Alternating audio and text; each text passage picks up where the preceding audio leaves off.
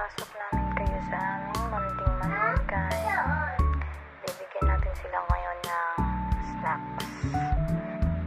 Ganyan lang tuka-tukain. Ayan, yung mga manok namin Rhode Island. Ayan, mga Rhode Island na matatakaw. So, ayan, ang pinapakita ko is yung Madre de Agua. Madre de Agua. Yan yung aming papatuka-tuka sa kanila. So, ilalambitay lang natin to para makita nila at mabilis nilang matuka-tuka.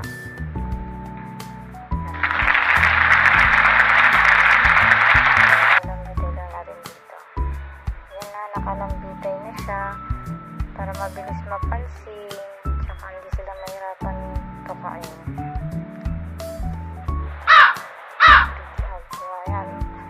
Marami ako nakikita na maganda doon yan sa mga manok. Ito naman yung mga Brahma namin. Naliliit pa yung mga Brahma namin. Sila ay nakakulong dahil tinutuka sila namin mga Rhode Island. Ang lalaki. Ito yung pinakamaliit. Nagpapalit pa siya ng balahibo.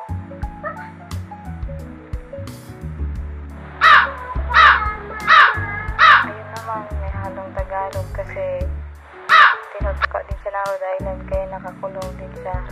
Nakahalo lang sila kawa no, hindi naman sila nagsasabungan. Ayan, natutuka na siya. Ayan ang Rhode Island namin. Yan yung pinakamalaki namin Rhode Island.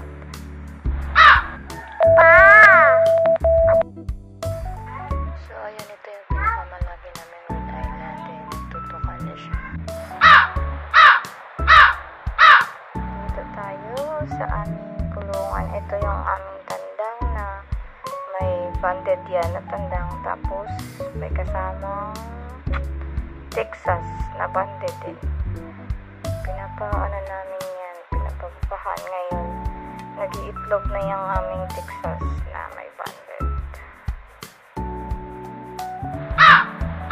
Papakita ko sa inyo mamaya ang aming itlog ng Texas. Yan yung Texas. Yan, ayaw na lumapit. Ayun, yung itlog nila. Siguro, ano na yan, 6.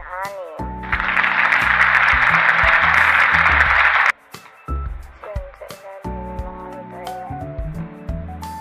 Yan lang. Ito naman ang aming inahin. Nangingitlog na yung mga yan. Isang beses pa lang, kakaitlog pa lang ngayon. Yan, tutuka na sila. Gusto nila yan tuka-tukain. Nauubos nila yan. Pati nga yung mga Brahma namin nagtutuka din yung mga, hindi ko lang nilagyan ngayon. Dahil marami silang kinain. Mamaya lalagyan ko din sila ng pagkain. Mamaya. So, yun lang. Tapos na. Bye-bye.